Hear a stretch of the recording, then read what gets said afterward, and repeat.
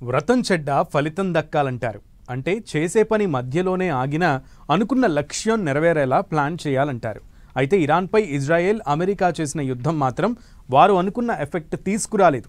12 రోజులు భీకర దాడులతో విరుచుకుపడిన ఇరాన్ అణు స్థావరాలపై బీభత్సంగా దాడులు చేసినా ఫలితం మాత్రం అంతంత మాత్రంగానే కనిపిస్తోంది. దానికి తోడు ఇరాన్ దగ్గర ఇంకా 400 కేజీల యురేనియం భద్రంగా ఉందంటున్నారు. దీంతో ఈ యురేనియాన్ని ఇరాన్ ఎక్కడ దాచిందనే ప్రశ్నలు ప్రారంభమయ్యాయి. వారికి బ్రేక్ పడింది. కొత్త ఆందోళన ప్రారంభమైంది. 12 రోజుల యుద్ధంతో అటు ఇరాన్, ఇటు ఇజ్రాయిల్ తీవ్రంగా నష్టపోయాయి. ఎవరి పంతం గెలిచిందనేది పక్కన పెడితే ఇరాన్ దగ్గర ఇంకా 400 కేజీల ప్యూరిఫైడ్ యురేనియం ఉందనే సమాచారం వస్తోంది. అసలు జూన్ 19కి ముందే ఈ యురేనియం నిల్వలను తన అణు స్థావరాల నుంచి తరలించినట్లు ప్రచారం సాగగా, సీజ్ ఫైర్ ప్రకటన తర్వాత ఇరాన్ అటామిక్ ఎనర్జీ చీఫ్ స్పందన కూడా దాన్నే కన్ఫర్మ్ చేసింది.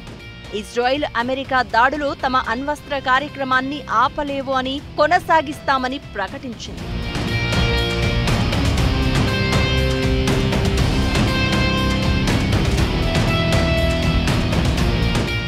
ఈ నేపథ్యంలో 4 అణు స్థావరాలపై దాడి తర్వాత కూడా ఇరాన్ దగ్గర ఇంకా 400 కేజీల యురేనియం ఉందని చెప్తున్నారు.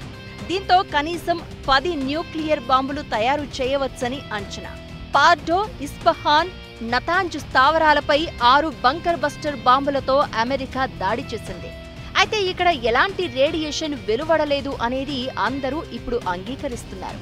అందుకే ఇరాన్ తన దగ్గరున్న యురేనియం నిల్వలతో తిరిగి న్యూక్లియర్ ప్రోగ్రాం బిగిన్ చేయవచ్చు అంటున్నారు. ప్రస్తుతం ఇరాన్, ఇజ్రాయిల్ మధ్య కాల్పుల విరమణ నెలకొన్నట్లే భావించాలి. ఈ తరుణంలో నూతన అణ్వస్త్ర ఒప్పందంపై అమెరికాతో చర్చలు పునరుద్ధరించే అవకాశం ఉంది. ఆ సమయంలో మాయమైన యురేనియం నిల్వలను చూపించి ఇరాన్ తన షరతులను ముందుకు తెచ్చే అవకాశం ఉంది అనేది అమెరికా అంచనా. ప్రస్తుతం 60% శుద్ధి చేసిన ఈ నిల్వలను దాదాపు 90% శుద్ధి చేసిన తర్వాత అణ్వస్త్రాలకు ఉపయోగించవచ్చు.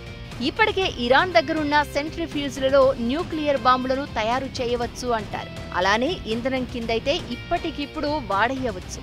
ఇజ్రాయెల్ ఇరాన్పై దాడులకు ముందు నుంచి న్యూక్లియర్ సైట్లపై అటాక్ చేస్తుందనే సమాచారం ఉంది. అందుకే ఇరాన్ తమ దగ్గరున్న అణ్వస్త్ర సామగ్రి, పరికరాలు, యురేనియం తరలించింది అంటారు. అందుకే అమెరికా వైమానిక దాడులకు ముందే జూన్ 19, 20కి ముందే న్యూక్లియర్ సెంటర్ నుంచి 16 భారీ ట్రక్కులలో వీటిని సర్దేసినట్లు శాటిలైట్ ఫోటోలు కూడా నిర్ధారిస్తున్నాయి. అయితే మరి తరలించిన ఆ యురేనియం ఇప్పుడు ఎక్కడ ఉంది? అలానే సుప్రీం కమాండర్ అయతుల్లా ఖమేనీ ఎక్కడ ఉంది ఇంకా తెలియదు. ఆయన ఎక్కడున్నది తమకి తెలుసు అంటూ ఆర్భాటం చేసిన ఇజ్రాయెల్, అమెరికా ఆ తర్వాత ఆ ఊసే ఎత్తలేదు.